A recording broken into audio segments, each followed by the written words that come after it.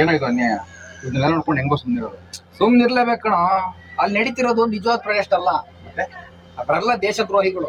ಆ Wangchuk China agent, ಆ ಜಿಲ್ಲೆಗಳೆಲ್ಲ ಪಾಕಿಸ್ತಾನದ ಸಪೋರ್ಟ್ ಇಟ್ಕೊಂಡು ಹಿಂಗೆ ಮಾಡ್ತಿರೋದು ಅಲ್ವಾ? ನಾವು ಹಿಂಗೆ ಯೋಚನೆ ಮಾಡಬಾರ್ದು. ಅಲ್ಲಿ ಪ್ರೊಟೆಸ್ಟ್ ಮಾಡ್ತಿರೋದು ಯಾರು, ಎಂಥವ್ರು ಅಂತ ಸುಳ್ಳು ಸುದ್ದಿ ಹಬ್ಸಿ ಅಲ್ಲಿ ಏನಕ್ಕೆ ಪ್ರೊಟೆಸ್ಟ್ ಆಗ್ತಿದೆ ಅನ್ನೋದನ್ನ ಡೈವರ್ಟ್ ಮಾಡ್ತಾರೆ ಅನ್ಸ್ತಾ ಇಲ್ವಾ? ಅಲ್ಲ ಕಣ, ಎಜುಕೇಶನ್ ಮಿನಿಸ್ಟರ್ ರಾಜೀನಾಮೆ ಕೊಟ್ಬಿಟ್ರೆ ಎಲ್ಲ ಪ್ರಾಬ್ಲಮ್ ಸಾಲ್ವ್ ಆಗುತ್ತಾ? ಅಕೌಂಟಬಿಲಿಟಿ ಮ್ಯಾಟರ್ ಆಗುತ್ತೆ ಮಗ. ಈಗ ಇವ್ರು ರಾಜೀನಾಮೆ ಕೊಟ್ರೆ ಮುಂದೆ ಆ ಸ್ಥಾನಕ್ಕೆ ಹೋಗೋರು ಯಾರೇ ಆದ್ರೂ ಈ ರೀತಿ ಅನ್ಯಾಯ ಮಾಡಕ್ ಹೋಗಲ್ಲ, ಮತ್ತೆ ಈ ರೀತಿ ಅನ್ಯಾಯ ಆಗೋಕ್ಕೂ ಬಿಡಲ್ಲ. ನಮ್ ಜನಕ್ಕೆ ಬುದ್ಧಿ ಇಲ್ಲ. ಬರೀ ಒಂದು ನೀಟ್ ಪೇಪರ್ ಲೀಕ್ ಆಯ್ತು ಅಂತ ಇಷ್ಟು ದೊಡ್ಡ ಪ್ರೊಟೆಸ್ಟ್ ಅವಶ್ಯಕತೆ ಇತ್ತಾ? ಮತ್ತೆ ಎಕ್ಸಾಮ್ ಬರೆಯಕ್ ಆಗೋದೇ ಇಲ್ವಾ?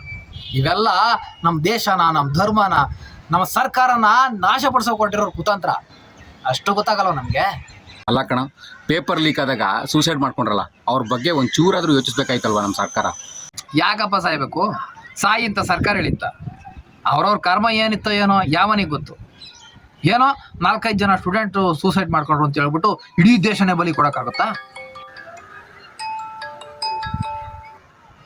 ಹಲೋ, ಆಯ್ತು ಬರ್ತೀನಿ ರೇ, ಓದ್ದಂಗೆ ಬಿಟ್ಟು ಹೋಗ್ತೀನಿ.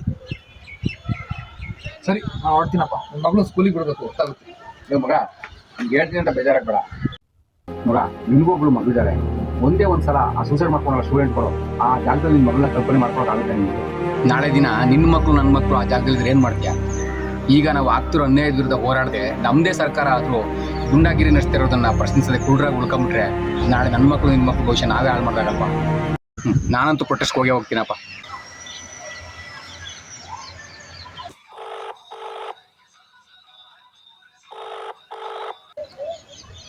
ಹಲೋ, ನಾನು ಇದು ಪ್ರೊಟೆಸ್ಟ್ಗೆ ಹೋಗ್ತಾ ಇದ್ದೀನಿ.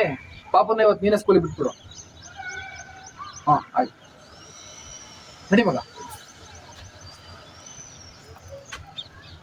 ನೀ ಬದಲಾಗ ಬಯಸುವ ಸಮಾಜ ನೀನೇ ಆಗಿ ತೋರಿಸು. ಮಹಾತ್ಮ ಗಾಂಧಿ.